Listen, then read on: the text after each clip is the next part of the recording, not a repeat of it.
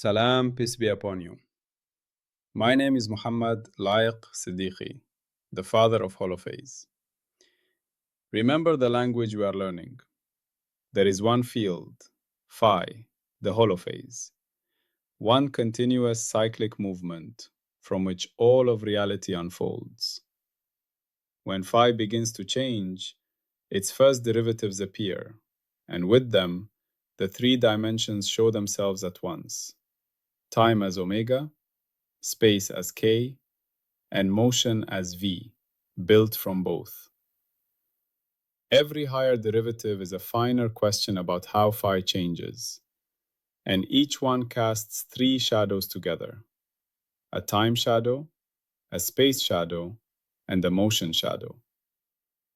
These echoes mix and weave into one another, forming the patterns we call fields, particles, bodies, thoughts, and worlds. In this picture, everything that exists is a living tapestry of phi, endlessly echoing through its derivatives and their dimensional shadows.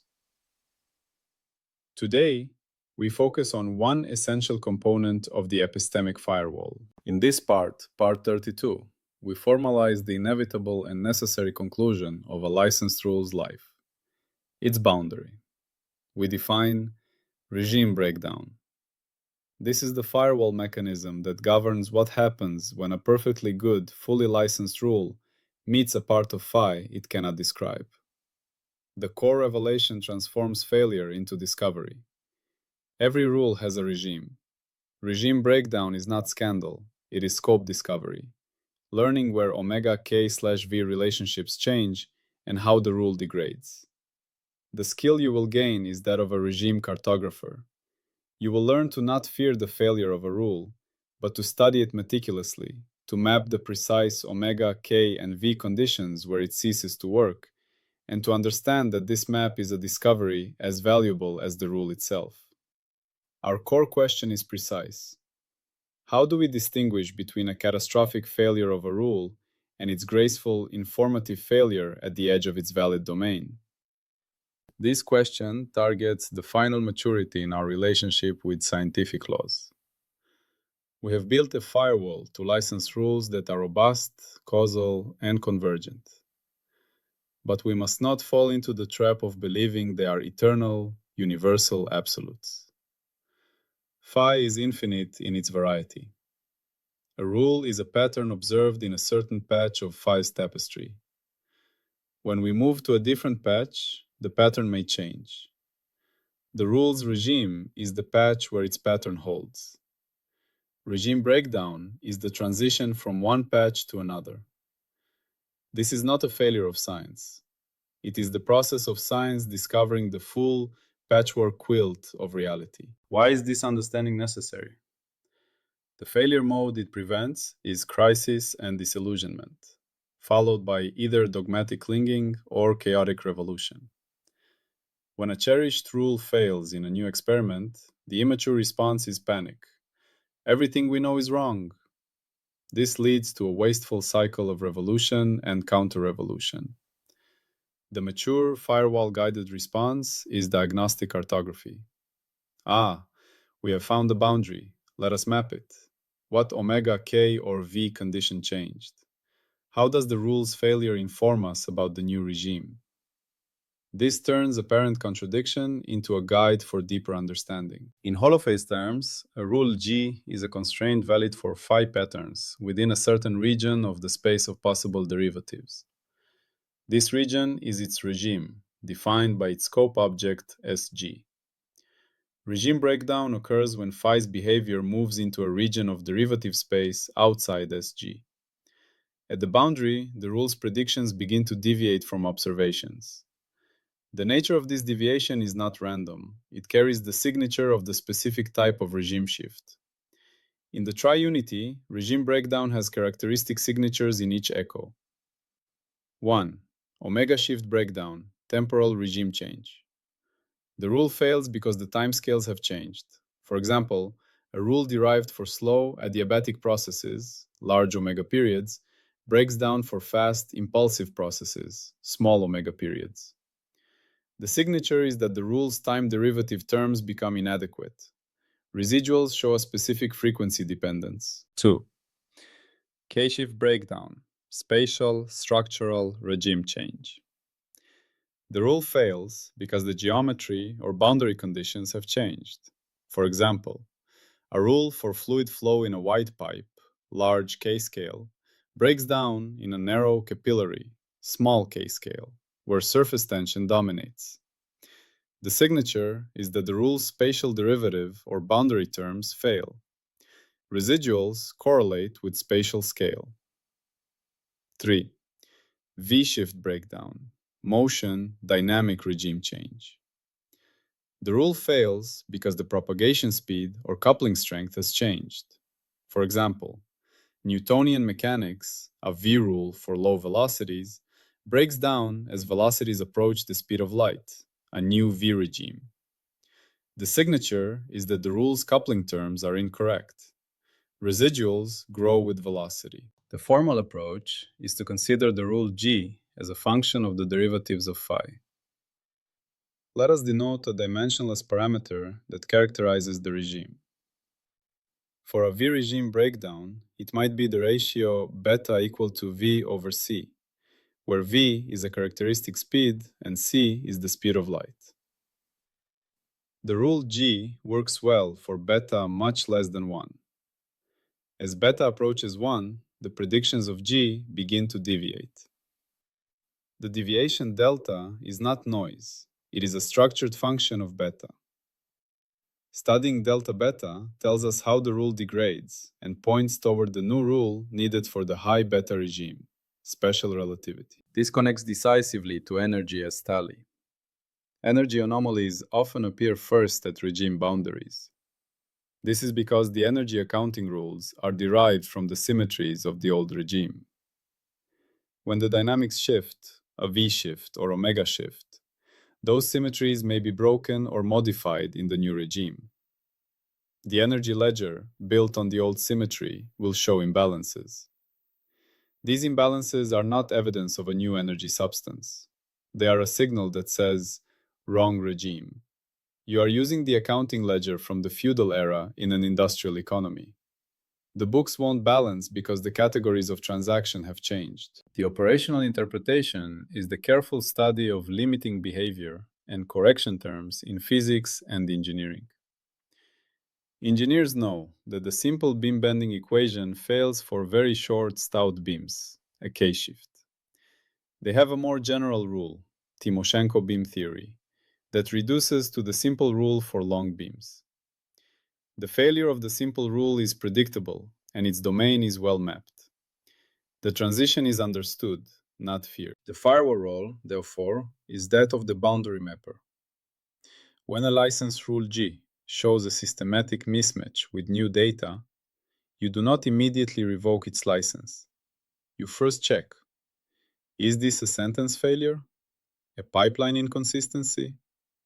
If not, you then ask, has a regime boundary been crossed? You analyze the omega, K, and V conditions of the new data relative to the rule's scope object SG. You look for the structured signature of a regime shift. Your output is not rule G is falsified, but rule G's regime boundary has been found at these omega, K, V coordinates with this degradation pattern. Let us state with crystalline clarity what is allowed and what is forbidden at this gate. What is allowed? You are allowed and encouraged to probe the boundaries of licensed rules. You are allowed to take them into new omega, K, or V conditions to see where they break. When they break, you are required to characterize the breakdown in triunity terms. Document the omega, K, V conditions at the failure point and the structured pattern of the residuals. You are allowed to have rules with finite, bounded regimes. This is the norm. What is forbidden? You may not claim universality for a rule without actively testing it at the extremes of omega, K, and V. Treat a regime breakdown as a scandal or a reason to discard the rule entirely for its home regime. Ignore the structured pattern of failure at the boundary waving it away as noise misses the discovery. Fail to update the rule's scope object as G when a new boundary is discovered. What happens when the check fails? The license consequence is an update, not a revocation. Fail, update scope object with boundaries, publish breakdown frontier, restrict universality claims. The rule's HLS metaform is amended. Its scope object SG is made more precise. The new omega max, K min, V critical, etc. are entered. Any claim of universality is stripped. The rule is now explicitly regime-bound.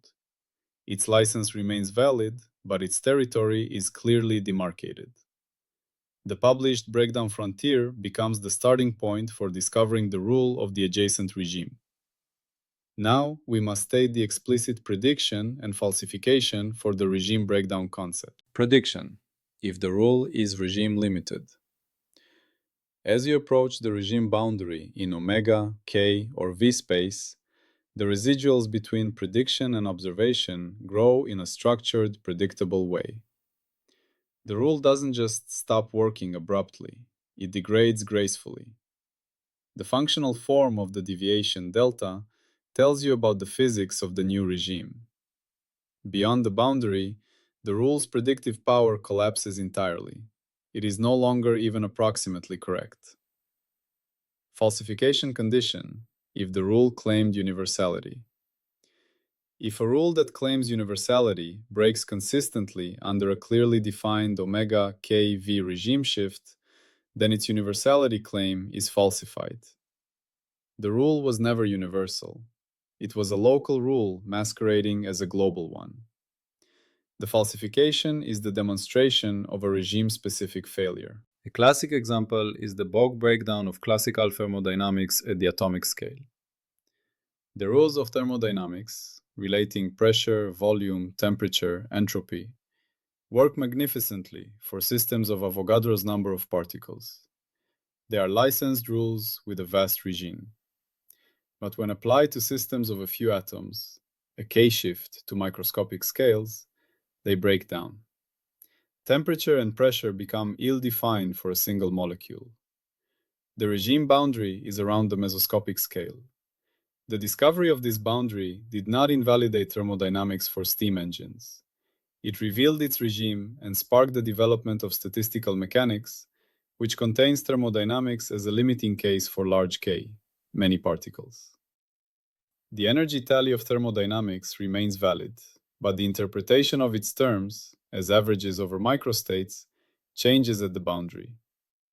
Let us explore an analogy from the domain of traditional architecture and construction in the old city of Herat, specifically the performance of baked brick vaults and domes under different loading conditions. For centuries, master builders in Herat used a set of licensed rules, G-Vault, for constructing arches, vaults, and domes from baked brick and mortar. These rules, passed down through apprenticeship, specified proportions: the rise-to-span ratio, the thickness of the walls, the shape of the curve. They were derived from experience within a specific regime. Omega regime, static, long-term loads, the slow force of gravity. Not for dynamic loads like earthquakes or explosions. K regime, moderate spans, the width of a room or a bazaar alley. Specific, stable soil types.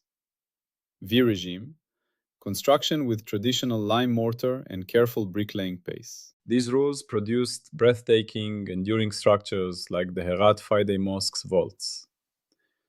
The rule G-Vault was fully licensed within its traditional regime.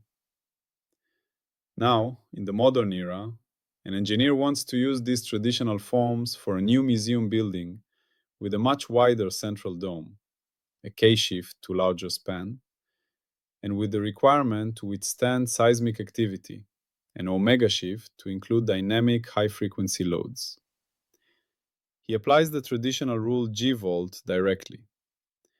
Prediction of regime-limited behavior. As he scales up the span, increasing the K parameter, he will find that the rule's prescriptions lead to instability. The structure may show excessive deflection or cracking during construction, a structured residual. If built, a moderate earthquake, an omega event, could cause collapse. The rule G-volt is breaking down at the boundary of its K and omega regime. The firewall's boundary mapper, a structural engineer versed in both tradition and modern mechanics, intervenes. She does not declare the traditional rules wrong. She performs an analysis. She identifies the dimensionless parameters that define the regime: the span to thickness ratio, a K parameter, and the natural frequency of the structure versus earthquake frequency spectrum, an omega parameter. She maps the boundary. Traditional rule G-volt is valid for span to thickness ratios less than X and for static loads only. License consequence. The rule G-volt scope object is updated. It is now explicitly licensed for restoration work on historical structures of traditional scale and in static conditions. Its universality claim, that it works for all domes, is retired. But her work is not done. She must now discover or apply the rule for the new regime. She turns to the modern rule G-dome modern, finite element analysis, reinforced concrete theory. This rule has its own, different regime, materials, scales. Crucially, for small spans and static loads, G-dome modern should reduce to the predictions of G-volt. It should contain the old rule as a special case. This continuity at the boundary is a sign of a deeper grammar. The boundary is not a cliff, but a smooth transition between approximations of a more complex reality. If the engineer had insisted on the universality of the traditional rule and built the large, seismic vulnerable dome, the resulting failure would have been a scandal. The firewall protocol transforms this potential scandal into a scope discovery. It honors the traditional rule by precisely defining where it shines, and it guides innovation by clearly marking the frontier where new thinking is required. In holophase science, the vault is a phi pattern of force and form. The traditional rule is a constraint derived from centuries of observation within a specific omega kV patch of the construction phi field. The museum project is a probe into a new patch. The breakdown is not a failure of the ancient builder's intelligence. It is a discovery of the limits of their empirical domain. All scientific rules are like these traditional building codes, brilliant within their home territory, but not infinite. This discipline is the living embodiment of the episode 11 axioms. Rules do not become real by elegance, consensus, or tradition. They earn a license only by surviving falsification, variation, independence, and scope discipline. Regime breakdown is the ultimate teacher of scope discipline. It is the process by which scope is not just declared, but tested and refined. A rule earns its license within a scope, and that license is maintained by honestly mapping where that scope ends. And the cardinal rule? When a rule fails, we do not believe harder. We tighten, downgrade, or retire its license. At a regime boundary, we do not believe the rule harder and try to force it. We tighten its license scope to the newly discovered boundary. We downgrade any universal claims. We do not retire it from its home territory. We celebrate its precise local truth. The skill you gain from this part is boundary prospecting. You learn to see the failure of a rule not as a threat, but as the most exciting moment in science. The moment you find the new coastline on the map of phi. You learn to characterize failures by their omega, K, and V signatures. This skill turns you from a defender of dogma into an explorer of the edges of understanding. This skill has immediate, vital application. The rule for a material's elasticity, Hooke's law, breaks down at the yield point, a VK shift where atomic bonds begin to slip. This breakdown is not a failure. It defines the elastic regime and signals the transition to plastic deformation. Mapping this boundary is engineering. In fluid dynamics, the rules for laminar flow break down at a critical Reynolds number, a VK parameter, transitioning to turbulence. The study of this regime breakdown is central to understanding drag, mixing, and weather. In economics, the rules of microeconomic supply and demand, a static equilibrium rule, break down in regimes of hyperinflation or extreme speculation, omega V shifts. The boundary marks where behavioral economics or complex systems theory must take over. A drug dosage rule, a V rule based on body mass, breaks down in patients with severe liver or kidney impairment, a KV shift in metabolism and clearance. Discovering this regime boundary is essential for safe prescribing. Finally, let us summarize the epistemic function of this part. Let us crystallize what we have built. We have defined regime breakdown as a firewall mechanism. It reframes the failure of a license rule at the edge of its domain as scope discovery, a positive, informative event that maps the boundaries of the rule's validity. The firewall acts as a boundary mapper. It mandates that when a rule fails in new conditions, the response is to characterize the omega, K, and V signatures of the failure, update the rule's scope object, and publish the breakdown frontier. The explicit prediction for a regime-limited rule is structural degradation. Residuals grow in a specific way as a boundary parameter is approached, followed by predictive collapse beyond it. The explicit falsification condition for a universality claim is consistent breakdown under a defined regime shift, proving the rule is local, not global. The license consequence is scope update and restriction. The rule's license is amended with precise boundaries, and universal claims are retracted. This strengthens the firewall by making it self-correcting and progressive. The firewall doesn't just filter rules in, it also maps their limits. This builds a cumulative, honest map of reality, not as a collection of eternal truths, but as a patchwork of well-understood regimes with charted and sometimes porous borders. With this, we have completed the firewall's response to failure. We can diagnose sentence failures, pipeline inconsistencies, and now, regime boundaries. But there is one deeper, more fundamental form of failure. What if, within a well-defined regime, no rule from our chosen family of models can fit the data? What if the very language we are using to describe phi is inadequate?